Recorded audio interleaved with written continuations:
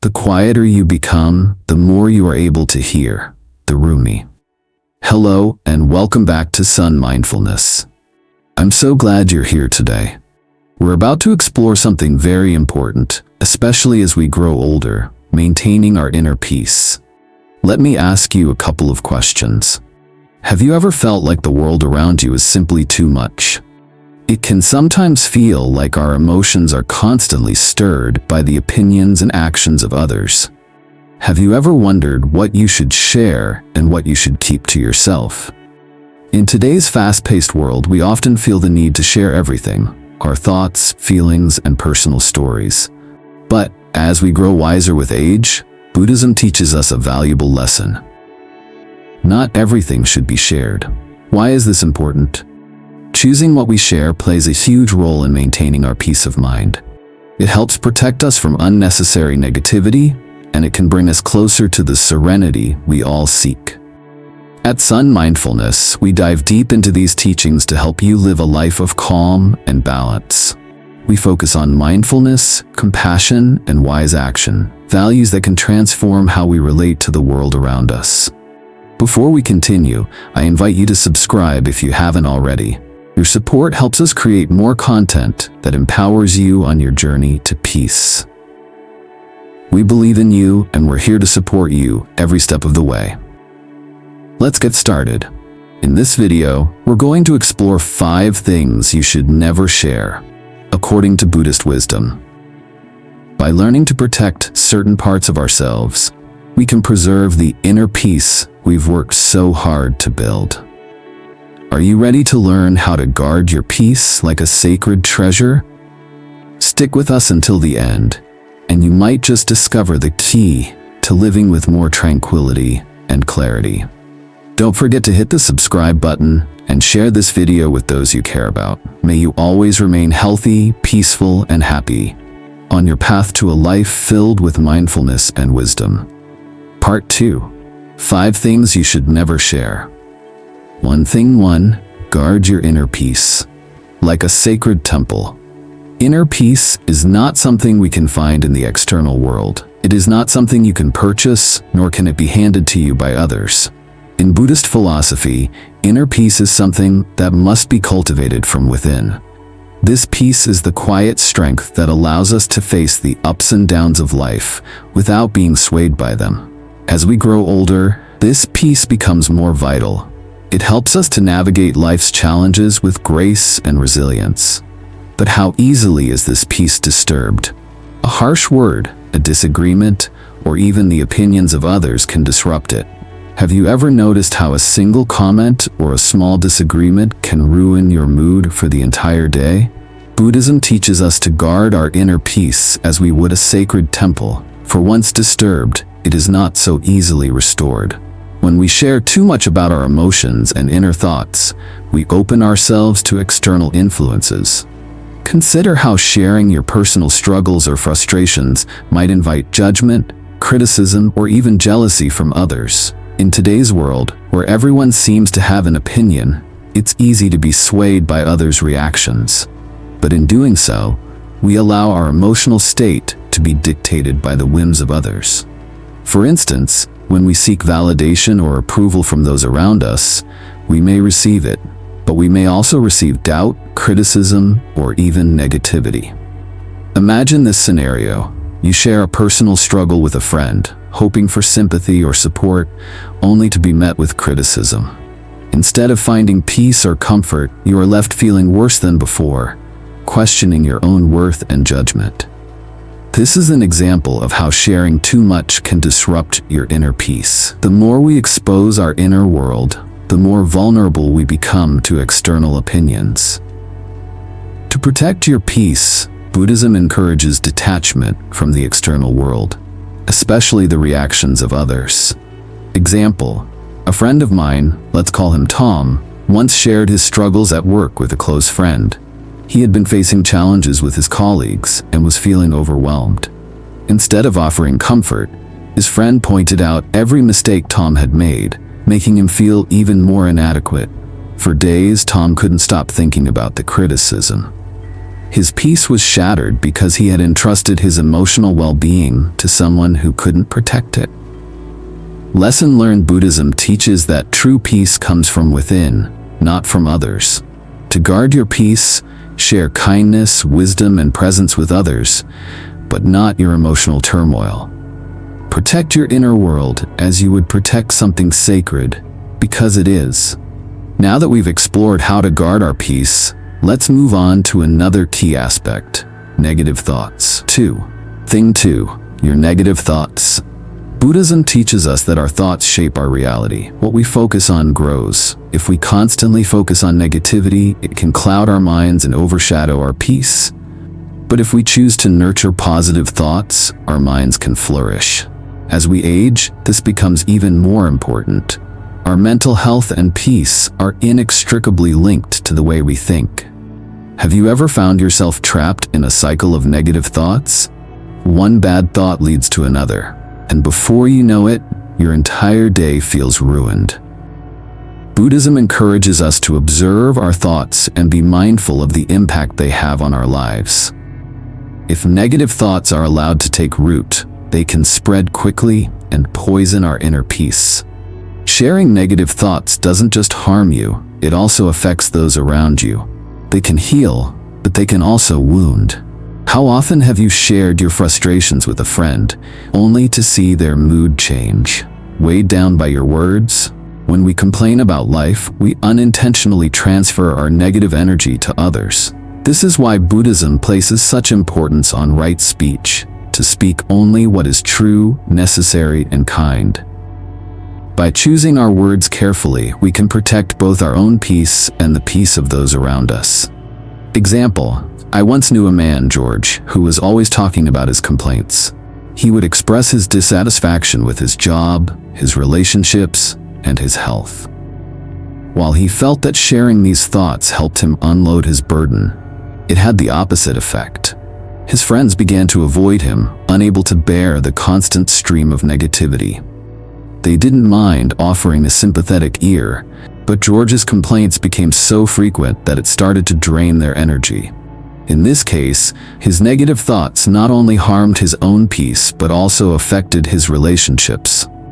Lesson learned: before sharing your negative thoughts, ask yourself, does this bring peace or does it create suffering? Buddhism teaches us to be mindful of our words. Instead of feeding negativity, practice cultivating positive thoughts that promote peace and understanding.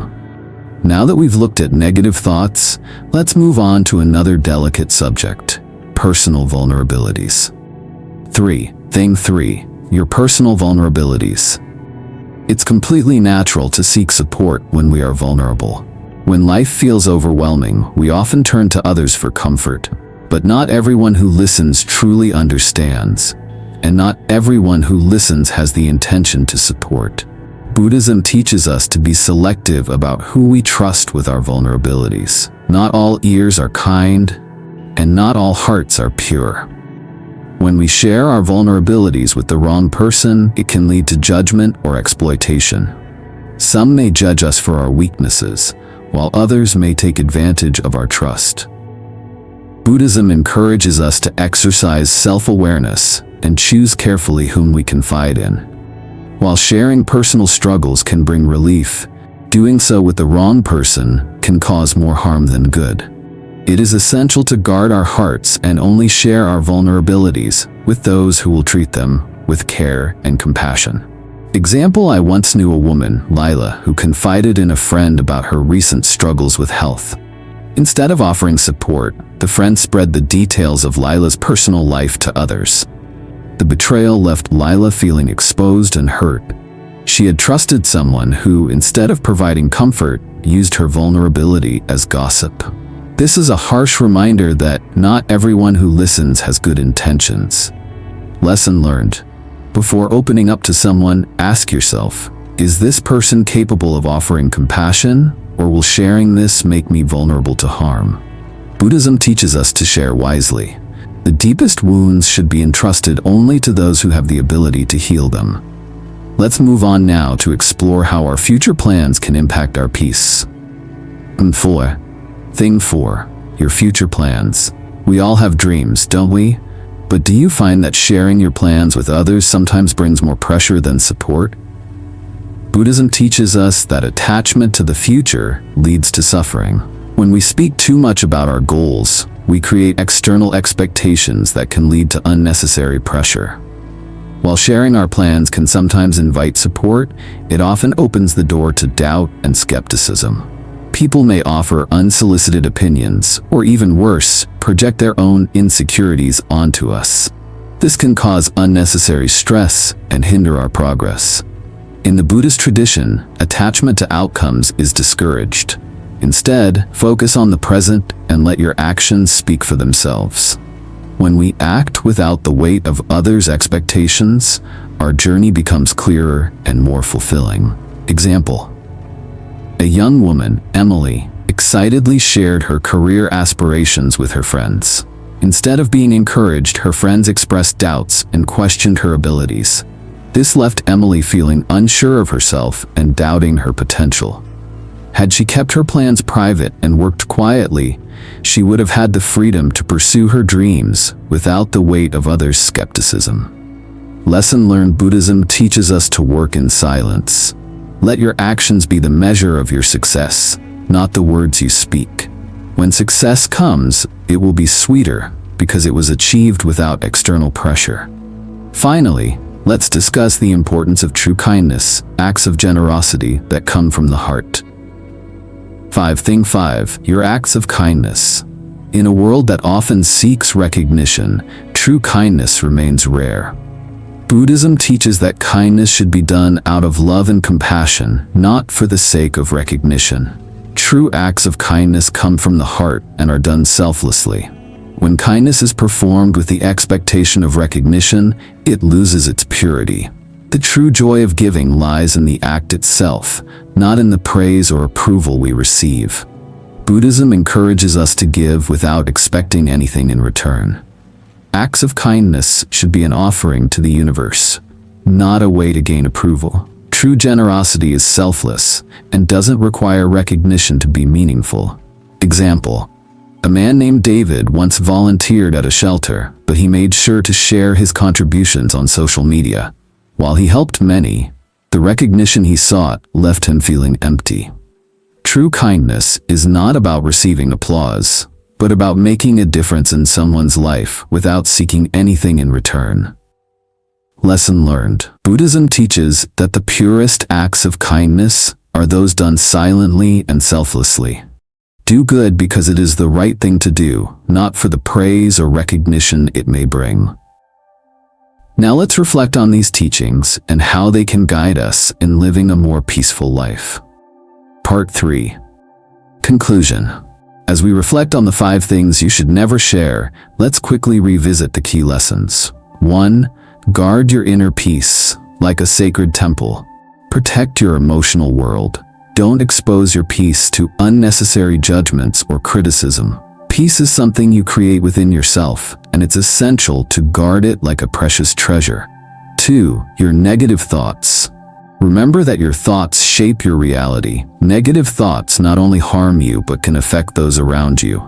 Before sharing your negative thoughts, pause and ask, does this bring peace or create suffering? 3. Your personal vulnerabilities. While it's natural to seek support, be selective about who you trust with your vulnerabilities. Some people may use your struggles against you. Share with those who will hold your pain with care. 4. Your future plans. Attachment to the future leads to suffering. When we talk too much about our goals, we invite unnecessary expectations and pressure. Instead, let your actions speak for themselves, and let success surprise the world. 5. Your acts of kindness. True kindness should come from the heart, not for recognition. Give without expecting anything in return. The purest kindness is done selflessly.